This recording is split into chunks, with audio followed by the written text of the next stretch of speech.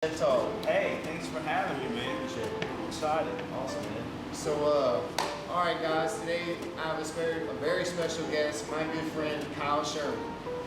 And Kyle, I met Kyle. The first time I met Kyle was the day before my second fight. And Kyle had me answer some questions for him, and we did an interview, kind of talking about my previous. We talked about my football career, we talked about wrestling, we talked about 40-yard dash, we talked about what to expect in the fight, and yeah, it was cool to see Kyle's interest in each specific fighter. I thought that was cool that you took the time and energy to find out about each person and find the things that really make them tick, so that way whenever the fight was over, you had some ammunition, you had something to bring to the table to really generate interest in us, and I can't tell you how grateful the fighters are for that. Everybody at the gym is just I guess inspired by the way you move, and it's really cool to see. So I'm just honored to have you here. I'll just say a little bit about Kyle. Kyle's a trial lawyer. He's a horse owner, he's an avid traveler, he's a fitness enthusiast, and last but not least, man, is a brown belt under Tim Credeur and Josh RT out of Gladiators of Lafayette, and just a phenomenal human being to be around, and it's a pleasure and honor to have you on Shed Talk. Well, man, it's one of the best introductions I've ever had, and I appreciate that. You mentioned how we met, and so I started doing the commentating for Fightfield. And at first, I was going to be, when we were first talking about it, I was going to be the guy, the ring announcer. And what's the guy's name in UFC? Bruce Buffer. Bruce Buffer. So anyway, Tim calls me and says, "Hey man, you want to be Bruce Buffer or you want to be Joe Rogan?" Now, I guess in hindsight, it's because he really had a really good Bruce Buffer and he needed a Joe Rogan. But of course, I was like, well, Joe Rogan does. And so it was fun. And so interviewing people, and one of the best qualities a person can have is being a good listener. And that's one of the things I teach when I teach my trial lawyer skills. But to be a good listener, you just really need to be interested. And I appreciate you saying that the fighters were appreciating that, because that tells me I was doing a good job. And that's the secret, is just to be genuinely interested. And when I would talk to the fighters before, I am genuinely interested. And then I have more of a emotional connection to them during the fight. Absolutely. So, watching some of the young ones get better and better and better, and some of the really good ones get battle tested, it's a lot of fun, and I have a blast up there. At first I was a little nervous, but now I miss it. I miss it. I love that stuff. Yeah, you embrace it. It seems like you're natural in there. It's awesome to see. Well, thanks. I think it's because I have a good time. I have a good time doing it, and like I said, I'm interested. It's kind of like dancing. Yep. I'm not a really good dancer like you, but as long as you are having fun, and everybody knows you're having fun, they're like, "Oh, he's a good dancer." Exactly. And it's the same. It's the same with being with interviewing people, being in front of a crowd. I feel comfortable and I like it. Yeah, that's awesome, man. Yeah. I surely see that, and it's definitely some things I take from your game or your presence that I try to emulate in my own. I like it. Awesome. Yeah. So I guess now I kind of want to ask you. So I'm gonna ask you about 10 questions. And Okay. I'm gonna start off with, I want to know what's the wildest fight that you've ever sat cage side for, professional or amateur. I'm talking the wildest fight. It doesn't matter what it is. I'll be honest with you. I've seen a lot of really good fights. And I tell you what, you just had him on the show. When I saw Logan and Abram fight, I was right there. Right there. And Jared and I both said that's the best fight we've ever seen locally, For sure. And so that one, probably stands out the most. Now I've told you this, and I'm just not, blowing smoke. You're my favorite. Well, hey, Dustin Poirier is my man. He's my favorite fighter. But locally fighters, you're my favorite to watch, man. I mean, anybody who's seen you fight knows exactly what I'm talking about. It's a show, but it's not a show. It's a production, but you're into it, and you're enjoying it, and you're loving it, and it's genuine, and it's so real and raw, and it's been a pleasure to watch you progress and calm down a little bit and start taking advantage of your athletic ability versus just counting on it. Right, yeah. That makes sense. Absolutely, man. I totally understand. But it's great, man. I mean, from the get-go, it's like, Elliot's on. He's coming, and it's awesome. I really enjoy it. That's cool, man. Were you at the Cypress Bayou for my first Nope, one? Okay. I missed that it. was the only one that you weren't at. But you had all the rest of them. So the first time I ever saw you fight was when I interviewed you before. Yep. And I remember you telling me you ran a 4.25 40. See, I grew up in the 80s, and I have a stepbrother who was extremely fast. Yeah. He, in 1985, he ran a 4.4, and maybe he says he ran a 4.3, and he's never been one to. Right. So, yeah, so I believe him. I just wasn't there, but I was there for the 4.4. Nice. And that's when I would do the 40, they'd put away the stopwatch and get out the calendar and say, "All right, it's Tuesday, Sherman, go." So that always impressed me. Yeah. And I remember that stood out to me. Isn't that strange that just something so simple as a primal movement like sprinting can be so fascinating to one person, and then to another it may not be as but then like a performance in a dance or a performance in a singing, Sure. may be fascinating to other people. And it's just cool to see, how other people perceive certain talents. Right. Right. And I think speed. I always kid around. Like if it's got hair on it, I can ride it. Yeah. I've always had good athletic ability as far as balance and riding things, but my hand-eye coordination was I had trouble hitting the baseball. Right. But to me, my stepbrother is one of the most talented athletes I've ever seen. And he, like, for example, he was voted Athlete of the Year at a small Arkansas college, Arkansas State, I believe. But he started hanging out with the golf pro. Oh, And, the golf coach, just hanging out. And they started playing golf. He never played organized golf. And they needed somebody to play in conference. And after playing with him a few months, he went and he placed. Wow. That's what kind of athlete he is. That's pretty impressive. So, to me, if you can run a sub 4 or a 4.4, 4.5 below 40, it means you're an athlete. Yeah, There's no doubt you're a gifted athlete, and you can't teach that. You're born with it. You can improve on it.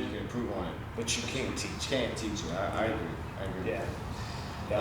That's cool. I like that. All right, so now I'm gonna go ahead and ask you, what would you say out of all the things that I've listed earlier, we talked about, and you can go outside of the lawyer, the brown belt, the horses, you can talk about your travel, but what's your proudest accomplishment? Something that you that kind of puts the nail, it's just icing on top for Kyle. Could be philanthropy. Sure. I would say my growth is a trial lawyer, and I've told this story before, but it's a good story. I was doing well with practicing law. I was having some success. I'm not from money. I put myself through school, and I started making some real money for me. And I was happy. I was like, hey, this is great. Right. And then I started doing jiu-jitsu. And I started hanging around with Tim and Dustin and these guys. And this is when Tim was fighting in the UFC, and Dustin was on his rise. And I started seeing all this success that they were having, and it wasn't local success. It was national success. And I decided that I wasn't happy with where I gone. I could do more. Yeah. And I start visualizing things and seeing things and become more. Yeah. And I remember I always did privates with Tim. And a lot of it was jiu-jitsu, but a lot of it was life coaching. Yeah. I mean, Tim's a very wise guy, and we would just talk about all kinds of things. Family, marriage, you name it. So anyway, I started expressing this stuff to him about how I wanted to become a better lawyer, and there was this trial lawyers college I was trying to get into, and they wouldn't let me in because I didn't have enough trial experience.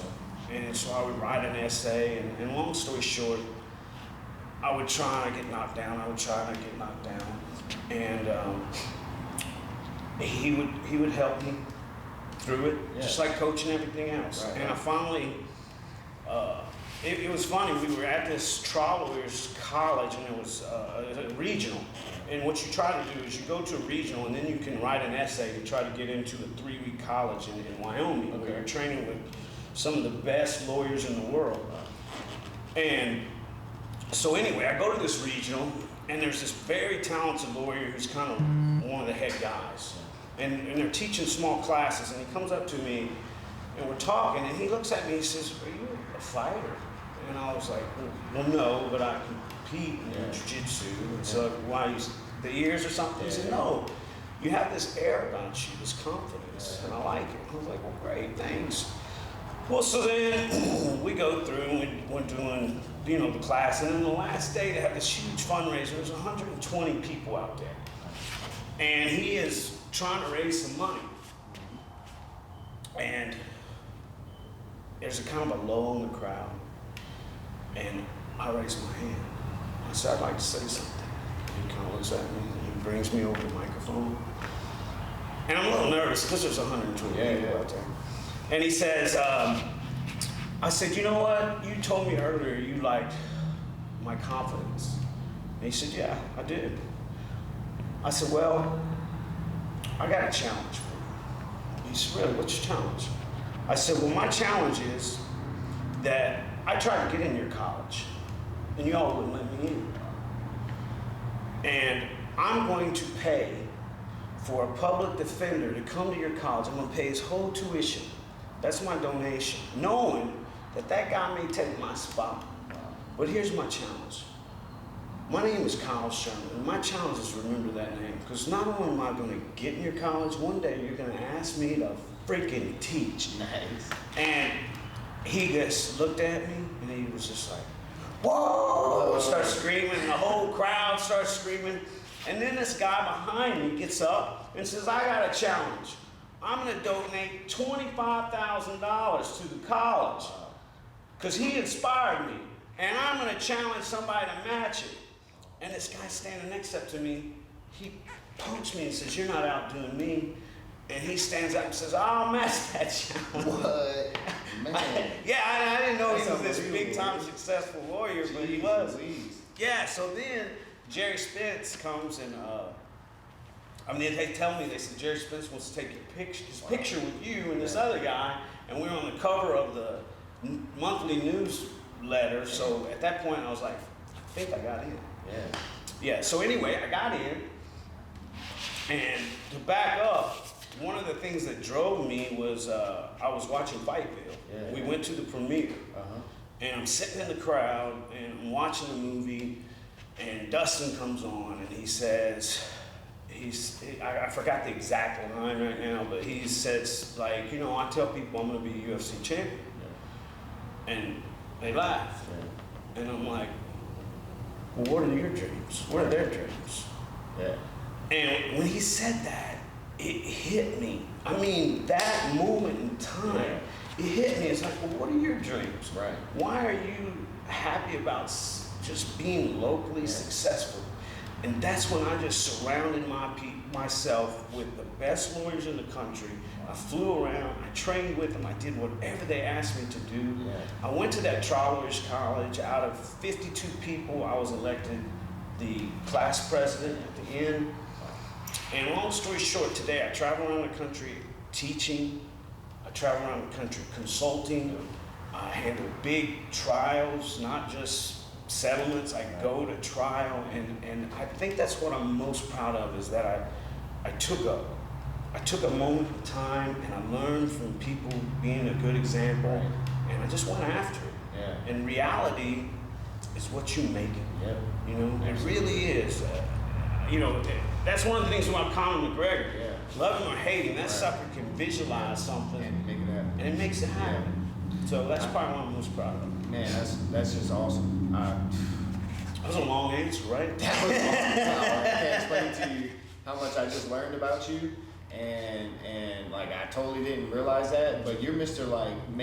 Let's go get this myself. Like you're not waiting around for nobody. Like that's the one thing that I pick up from is that you're enjoying what you live. You know what I mean? And you're going out. That's what I strive for. And the other thing you just said is enjoying it.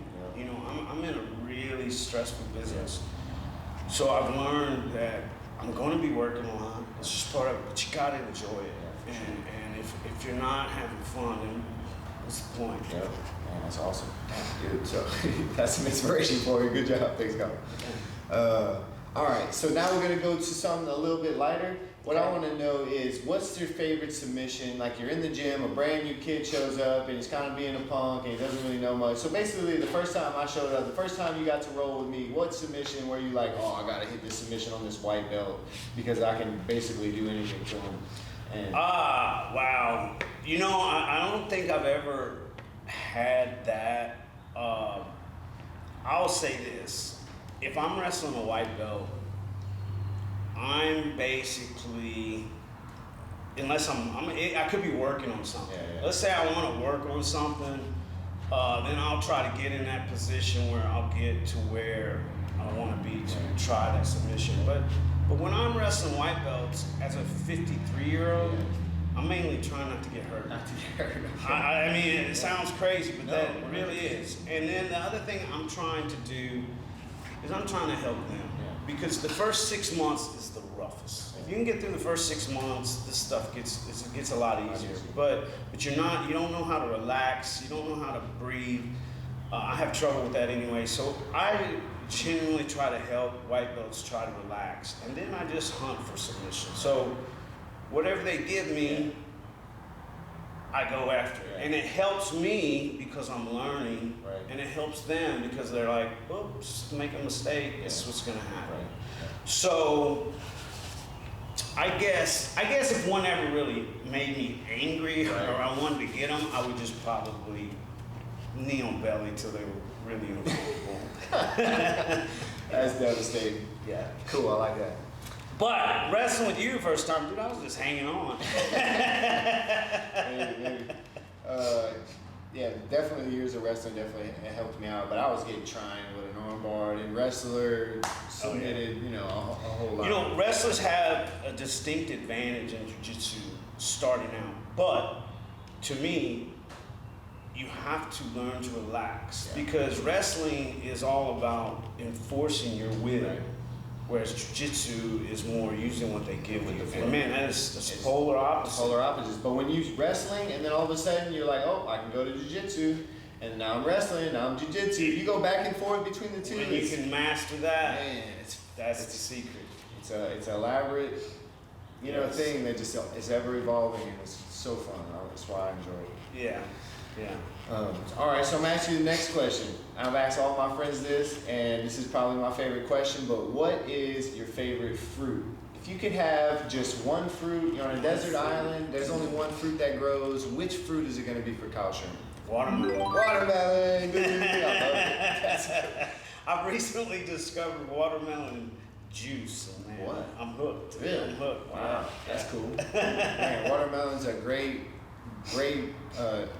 electrolyte plenisher. It's just a great hydration properties. You add a little bit of salt to that, and it's probably the best hydration snack to refuel the muscles while you're training or after training. Watermelon, that's Really? I love Good. it. Good. I need to eat more of it. Absolutely. All right. So I talked to you a little bit about what it's like, coaching trial lawyers, and I've kind of talked to you a little bit about coaching in jiu-jitsu or just kind of teaching and mentoring. Right. you could cover both, or you could cover just one. But kind of what I want to know is, what's it like to give back knowledge that you've acquired over your journey, and finding people like myself and other guys at the gym or young lawyers that are looking to you for advice. What's something that you enjoy from that, besides like out of just pure enjoyment for giving something freely that you learned? Right. So I guess the most benefit I get out of it is like you said, giving back. It's inspiring, especially young lawyers. Some of them will come up to me after I give a speech or something, and they ask me questions that I can tell they really legitimately got into what I was trying to teach. Right. So that makes me feel good, because a lot of lawyers out there just settle cases.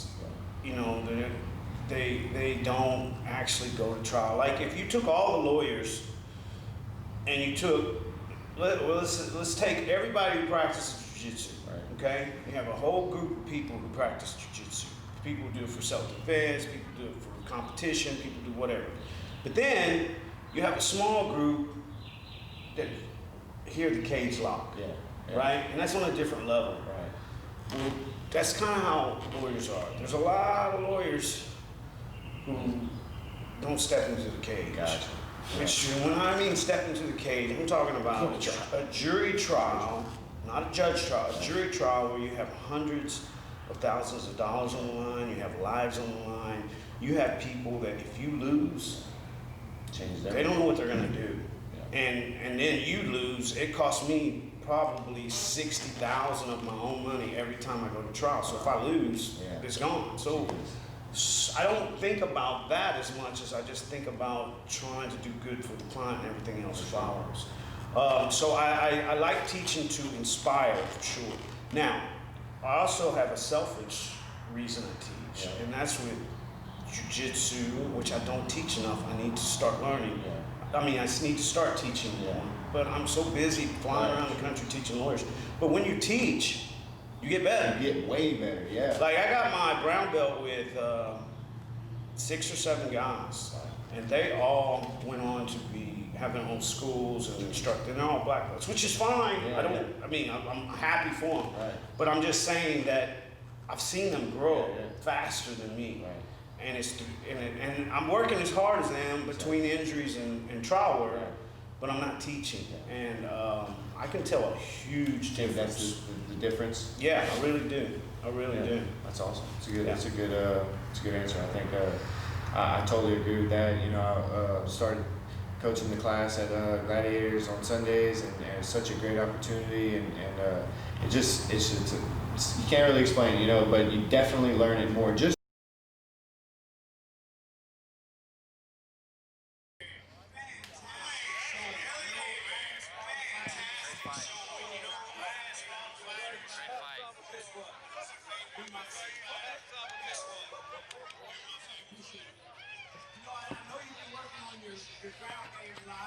be on top of me, beat the hell out of me. But you just beat a very legit brown belt. How do you feel about that? Well, gold belt, green belt, brown belt, don't matter to me.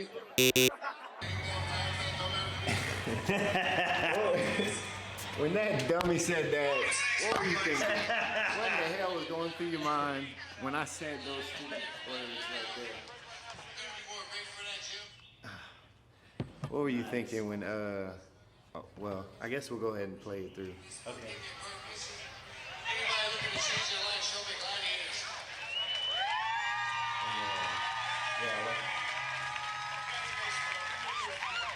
Oh man, that was awesome. No,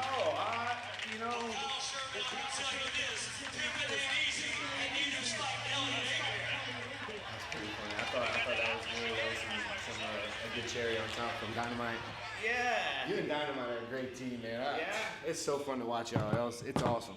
What were you thinking when I said these crazy words about, because you're a brown belt, and you asked me about a brown belt, and me, being trying to be an entertainer and all these things, like, that quote was from a Happy Gilmore quote, but I'd like to hear your take on it. When you first heard it, did you know it was from a Happy Gilmore? No, I didn't know it was from Happy Gilmore quote. And I remember you coming up to me a week or 10 days later and kind of like apologetic, like, hey, I wasn't being disrespectful. And I was like, no, man, I loved it. I loved the answer because, number one, I didn't take it as a slight against me. And number two, I thought it was a great accomplishment because not only that was the guy a brown belt, he was a really good brown belt. He had some really good technique.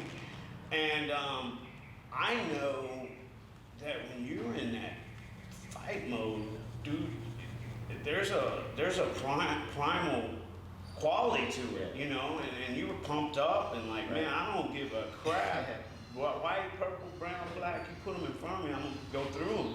To me, I was just like, yeah, nice. No, I loved it. I love Shea Badman. Yeah, I didn't think, I was all positive, all positive. I could kind of hear a little something in the crowd, but like, you know, that's just me being like kind of conscious about just trying to hurt anybody's feelings. I'm gonna run the Happy Gilmore thing. Okay. So that way it'll kind of make sense. Yeah.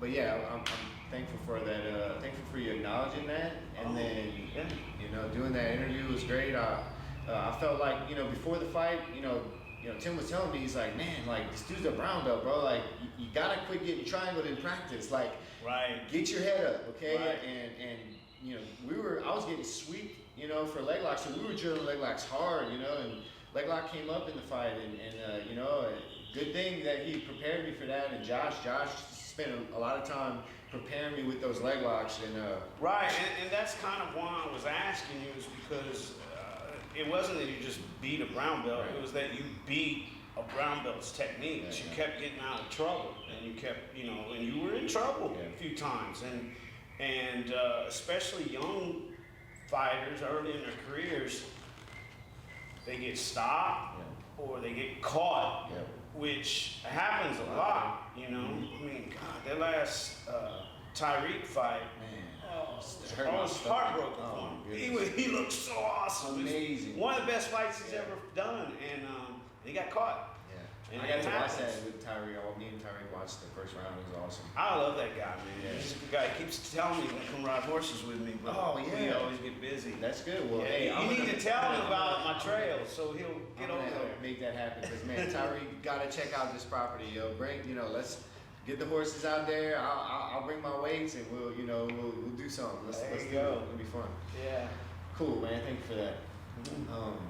All right. Besides rendering people unconscious, what's your favorite part about gladiators?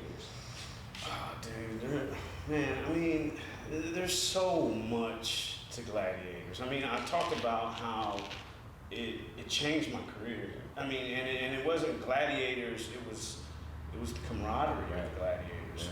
So, and the pursuit of excellence is what kind of, it seemed like that them striving for something impossible almost like sparked something in you that was like, I gotta do this. Like, I would be doing myself a disservice if I didn't strive to do right. And like I said, when I started surrounding myself with great trial attorneys trying to learn, I've always heard that you're the average of the 5 people you hang out with. So to get me to that point, I was hanging out with guys who were pursuing excellence in martial arts, and so that rubbed off. And I mean, so I would say the thing I get out of, man, it's like on different scales. For instance, gladiators, and it's grown. Like gladiators, when I first joined, I was like impressed by Tim because he was a UFC guy, and I was hanging out with some younger athletes, and I was having fun, and it was friendly, and we were teammates. But over the years, these have become my best friends, So it's like a family. There's so many guys I'm so close to. And we're from all different backgrounds, all different ages, and it doesn't really matter. And then professionally, it's taken me to a new level to chase my dreams. But also it prepares me, like, because of some injuries and things, I haven't competed as much, but I compete. And people will ask me who don't know, they're like, some of these lawyers will say, you're 50, I'm 53 now, and you're still competing in this stuff. Why? And there's a really good reason.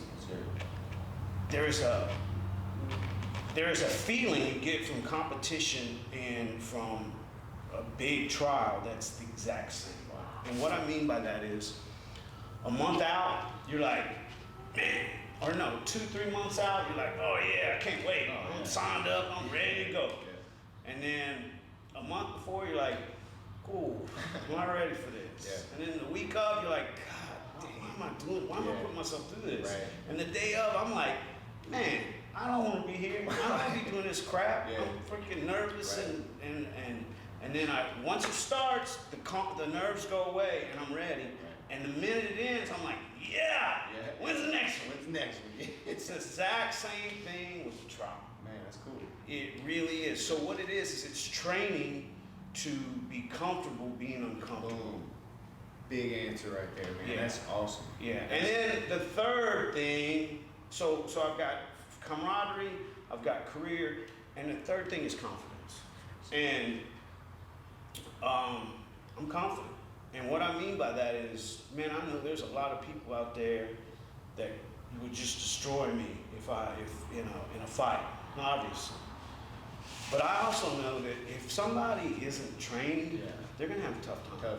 They're gonna have a really tough time with me. So I don't fear anybody. Right. I'm smart. Even if they are trained, they're gonna have a tough time with you. Trust me. Well, I appreciate that. I tell you that. Ain't no doubt about that. Brown belt, brother. I don't fear anybody. Like if I know I can take care of myself, and I know I can take care of the person with me. Doesn't mean I'm some big tough guy. It just means if something goes down, I'm gonna have a leg up. Yeah. You know. You can breathe. You don't have to worry about hyperventilating. Right.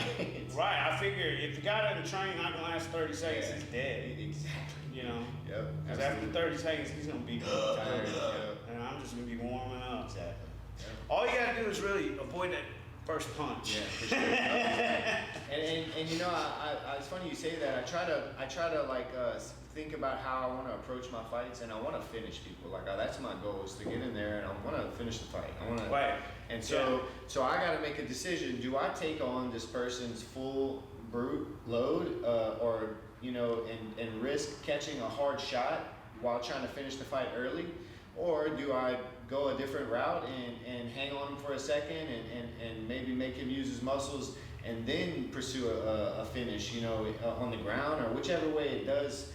So I kind of toy with do I just stand and just do my thing, or do I like try to protect myself and just finish methodically and with less damage, right? Right. So it's a balance I'm trying to find, and it's a very interesting process. I tell you. Bet. Yeah. And it's going to change. Well, your thoughts on how to be successful, I'm sure, will change as you get more experience. Sure. Yep. Yeah. And it has from each one, Yeah. All right, cool. All right, on to the next question. So I want to ask you now. I've followed you on social media, and what I see is that you like to travel. And, yes. And it's something that your work takes you places, and do you go places for fun? And what's the coolest place that you've traveled? Okay, I've traveled a lot of really cool places. I've been very fortunate, but there's one place that's my favorite, and it goes back to what I said, that you have to enjoy yourself. So in my job, sometimes I'm working 60-hour weeks. It's just part of it, If it was easy, everybody'd do it. So I had to learn how to have fun. So when I'm getting ready for a big trial, I need about 2 weeks of just nobody bothering me. I'm working on my opening. I'm working on what kind of voir questions I want to ask. And I'm fine-tuning my closing argument. All these things that I need time to do. So in my travels, I discovered Medellin, Colombia. Oh, okay. And man, I love that city. And when I went there, I met this black belt. He's a third-degree black belt, and him and I have become friends. We just clicked. Yeah. I don't know. He's actually from Peru, and we clicked. And so now what I do is I go to Medellin. The dollar is so strong there that everything's about a third of the price. So I have a nice hotel room or a nice Airbnb. wake up in the morning.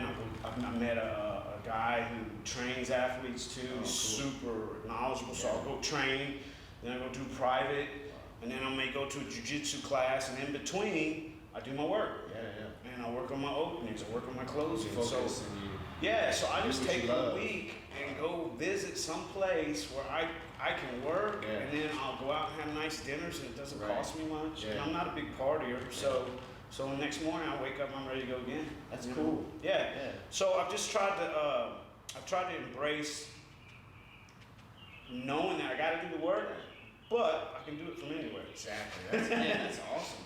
Yeah. That's cool. One time my work took me to Miami, and it was actually before. It was supposed to be the October fight that it got canceled, but I went out there to train, and I went out there for work, but I trained while I was there, and I felt like just being relaxed on the ocean. I was in Miami for work. I was in the ocean. I was on the on the beach hitting the bag. I was jogging on the beach with weight vests, and I was ready for this fight because I was in a place where I was, nice and loose, and I was enjoying myself, and I wasn't worried about not preparing with my teammates because I was putting in so much extra work on my, all my other areas that, it's cool to have that outlet of being able to be at your best anywhere that you are, and practicing being at your best anywhere so if you go and you're in another state and you're just not at your best,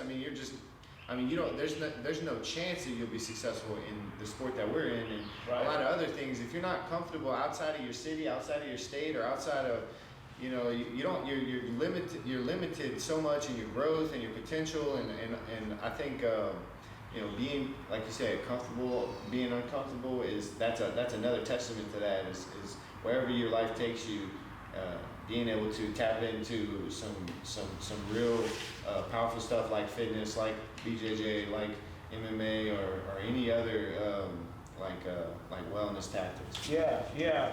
And the other thing is I travel for teaching a lot, and we usually teach in a really cool city. But luckily for me, we do a lot of work in San Diego. Oh, okay.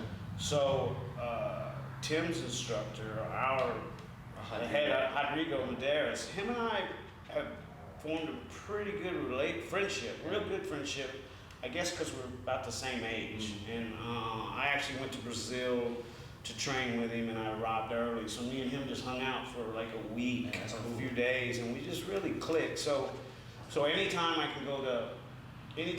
to travel somewhere, I'll make a couple extra days so I can do jiu-jitsu. And I've trained with a lot of good people around the country. And that's something that's cool about our hobby and our sport, is that it's growing and it's everywhere, and you're gonna be welcomed in. Now, when you have a brown belt and you come to a new school, you also kind of got a little target. Really? Yeah. But, I see that. But it's okay. That's cool because you're a brown belt under 10 credits, so you ain't really got to worry about I'm not worried about it. And the other thing about being a 53-year-old brown belt in a 25-year-old man's sport is that, my ego, I have an ego, of course, but I get beat up a lot, so it doesn't matter. The humility that comes with the sport that's just part of the game, and that's why I keep doing it. I got a brother that's 200 plus pounds that I've been wrestling with since I was a kid, and there's no doubt about it that's a big reason why I am who I am, was because I had to fight those battles as a youngster. Yeah, one of my friends is, I'm not gonna say his name, but he talks about how he never gets tapped. Yeah. I'm like, whoa.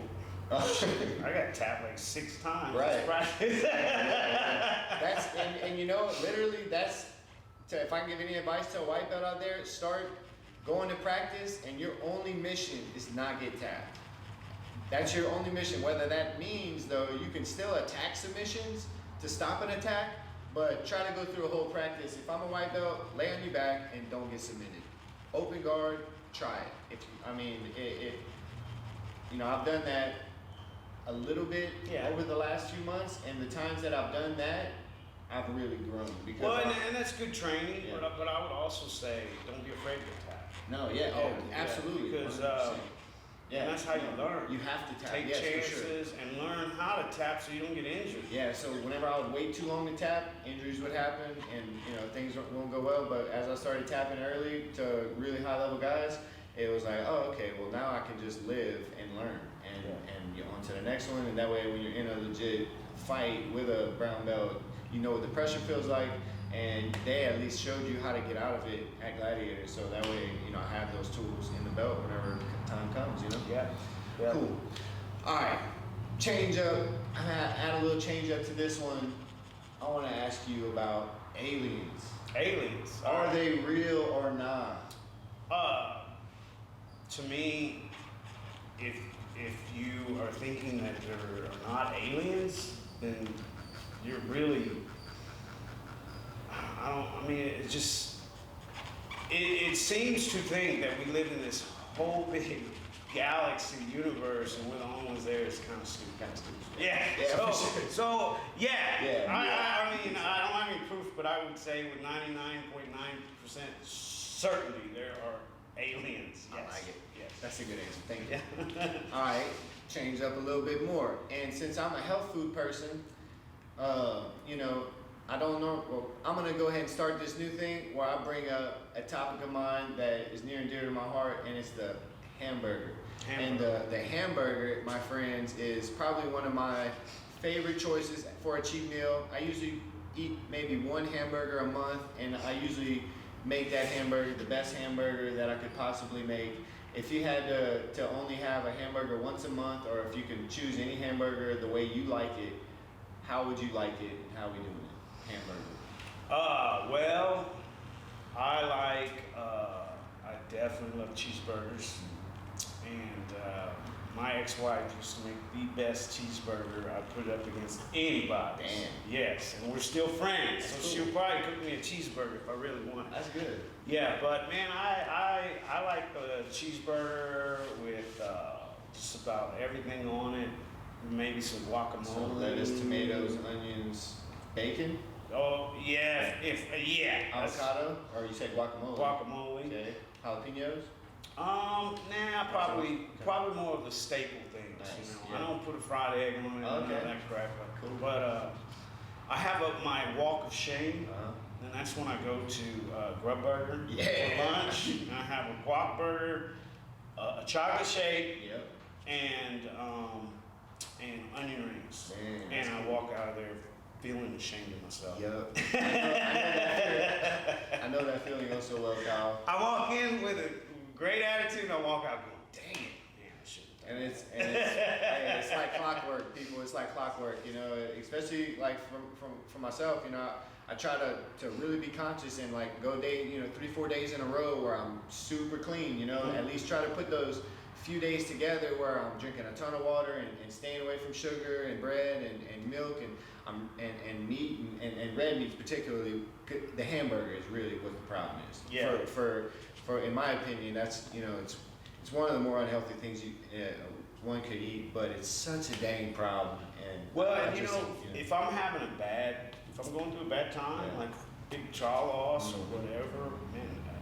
I don't go drink. I go get a cheeseburger and a chocolate shake, and something about it makes me feel better. I hear that. Trust me, I don't get it either, and it's definitely a thing. I'm right there with you, Carl. Sweet.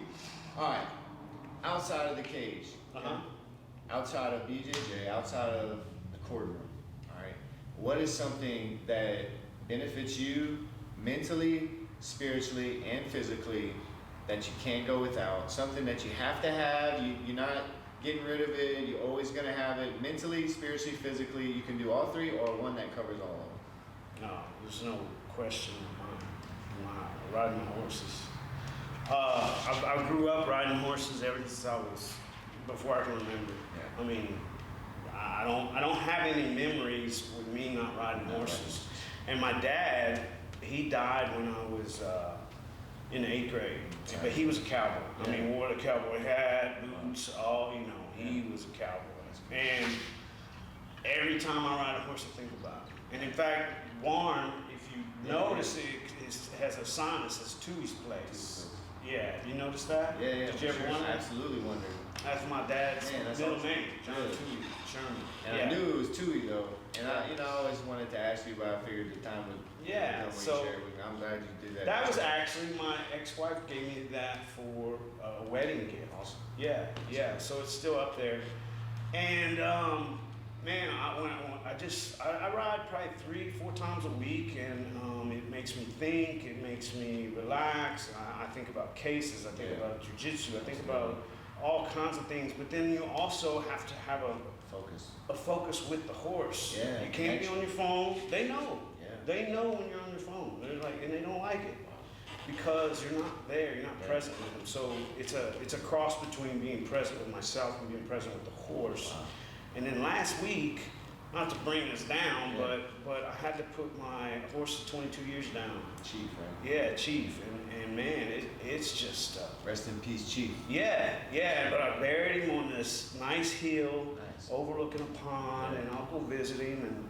And before he had a stroke, so I had to put him down. But I spent 2 days with him out in the pasture, feeding him a whole bag of treats, and I was explaining it to Tim. A relationship with a horse is different.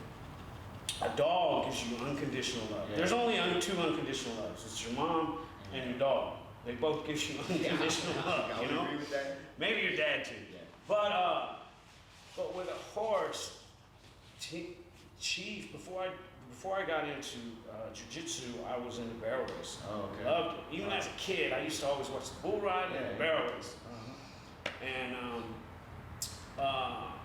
we were a team, and people didn't know Kyle. They knew Kyle and Chief. And man, we did miles and miles on the road together. We trained together. I rode him every day. I took care of him every day. And 22 years, man. Man, that's a real relationship. That's a bond right there. Yeah. That's cool. Man. Yeah.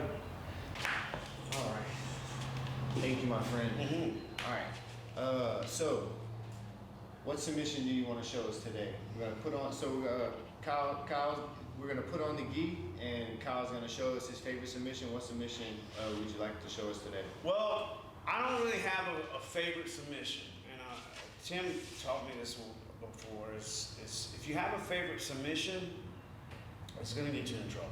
And the reason I say that is because if you're always looking for that, you're not taking what comes to you. Exactly. And if you get really good at something, then people are going to start getting on to you, which they do. Right. I wish I had a submission that everybody knew I was going to do and I could do it anyway. I'm not there yet. There are people out there. But I would say that one of my favorite positions is mount. And I have a very good mount. And I really believe a lot of that is because I've ridden horses for 40 years, 45, 50 years. Absolutely. I think it's because I have good balance in my hips and I can sense things in my hips that I don't even realize I'm sensing. Right. Does that make sense? Sure, yeah. So I have a favorite way that I get to mount, and then I have a submission that I probably have the highest percentage. I wouldn't say it's my favorite, but it's probably the one that I have a lot of success with. So sure, I'll show you that. Awesome. Yeah, and Medellin, if you ever find yourself in Medellin, you want to look up Carlos Barreto, and he's got another black belt there, Danny Echeverry, and it's Gracie Baja Medellin. Okay. And awesome. Yeah. They're awesome. Good people. Good people. Good. Awesome. Yeah. I appreciate that, Kyle. All right. Thanks. All right, so we're gonna get geared up and we're gonna get after it. I just want to say, my friend, thank you for coming to my Shag Talk. Hey, thanks for having me. And do you want to fight me, bro? Hell yeah. Hell yeah, let's go. Thanks, Kyle. All right, Elliot here with our second part of Shed Talk today with Kyle Sherman. Kyle's gonna show us something in the gi. What you got, Kyle?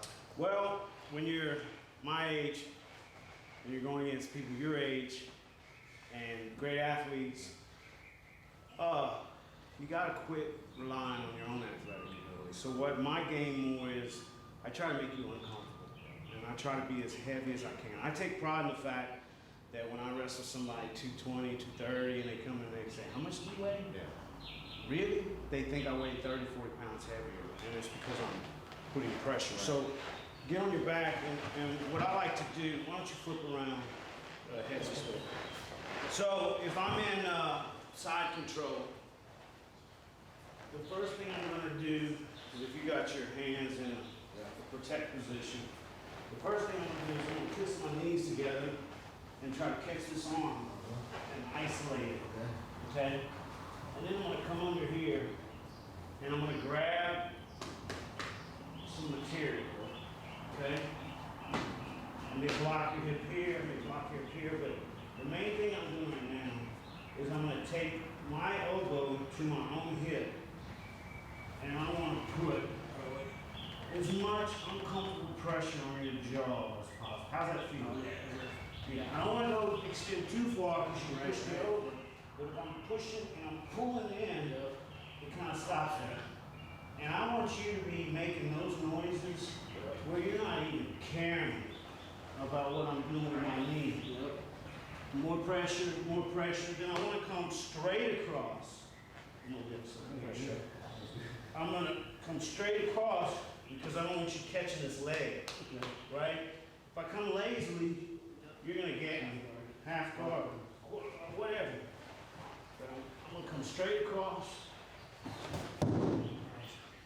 Then, if I'm staying low, I want to grapevine this leg and put some hip pressure here while I'm cross-body right here, right? But personally, I like to go to high mount. So I'm kind of isolating your arms, right? And I've got my base here, so I'm strong. Now this is the submission that I probably have the most success with. It's a cross choke, but it's not a regular cross choke. Ray Lovato shows this is a solution. I'm gonna grab here, but I'm gonna cinch it and pull it tighter, and pull it tighter, and pull it tighter, all while keeping my balance. You feel how tight that is? Huge pressure. Then some people even tap here. And then what I do is I make sure I got a base, right? Okay, so if you're bucking, stop, right? Then I want to get over here. You know, see how your head's turned? I want to bring my elbow, again, to make you uncomfortable. And I'm going to rub my gi against your face. And I'm going to bring it across till you're like, just tap me, get it over with. Yes, man, that was awesome pressure. Yeah. Hell yeah. So, Cool. So the trick to practicing jiu-jitsu at an older age is instead of being athletic, I have a slow, methodical pressure here. Yeah. Awesome. Yeah. That's good, man. I like it. I really appreciate that. Let me write one for me one time. Yeah. Less pressure, okay? No, you can. So Take it. so yeah. All right. So the first thing, I'm gonna be here protecting my neck, right? So you wanna kiss your knees together, catch my elbow with your leg, and isolate this arm. Okay. Try to get my knee under his armpit here. Yeah. And get this arm isolated. Yeah, now I can't do much with this arm. And so, I have my pressure in here. No. So then what you want to do is you want to come under my head and you grab some gi material behind my shoulder. With this hand? No, yeah, with this hand, with your left hand. So you're going to grab right around here. Okay, yeah. Yep. Now, take your left elbow to your hip. Bam. See how tight that is? Yeah. Now, you want to try to put every single pound you have in my jaw. Yeah, you heard me? Pop. Get a little deeper. Now, make it hurt. Yeah, that's it. You want to beg me be worrying about my jaw. I can basically just post up on the chin and post out of the hand. I can stand there and cause discomfort for a while. Exactly. And while I'm not looking, I can't see what you're doing on the bottom half of my head. Yeah. So you want to you're going to put your knee and it's going to go straight and you want to be quick about it. Bam! I'm so quick that my foot slaps at my, there you go. And immediately go to the top here to base. Bang. Now, I'm moving, trying to Right. So I can come here, but you still got a good base. If I'm doing this, then if this is my favorite escape. From here, right? But when I go to here, take your chest and put it behind my elbow. Take your sternum and put it behind my elbow. Right. Now push it. Now push it across. Now you got this arm isolated. Yeah. And you can go to dismount, do arm things. Yeah. Yeah. Another thing is when I go to high mount, I want to make it like right now. Your weight is on your knees. Yeah. You want your weight to go on my sternum. Yeah, that's it. Right. When they can't talk, you're doing it right. Okay. Exactly. Solar plexus on the solar plexus, basically. Or hips, whatever. But weight. Your weight is right there. Yeah. Yeah. You don't want to have much weight on your knees. And this cross choke comes here. Okay, so cross choke. You're gonna grab with this hand, but then you're gonna take this hand and you're gonna pull it. You're gonna cinch it like this. Yeah. Yeah. Now if you're way up here, I'm just gonna pull you, right? So yes, be down low. Cinch, cinch tighter. You want it to be, yeah, where it's so uncomfortable. Yeah. Now I'm gonna be bucking, right? So move your arm, leg, and then you want to take this over and you want to rub across my face. So I want to turn my head. Painful. Oh yeah, I'll turn my head. Screw it. I'll turn my head. Yeah. See, that's it. Then you want to grab the shoulder, and then you want to put your forehead on the mat and choke. Yes. Awesome. Thank you. That's it. Appreciate that, Kyle. That was awesome. You bet. You want to get a little flow roll with it? Sure. I appreciate it. Thank you, babe. Thank you for filming us. Make sure Barty behind the camera. Good job. She's going to set us up so me and Kyle can flow. We're just going to hang out and do some fitness stuff. Yeah. Thanks, guys. Awesome. All right.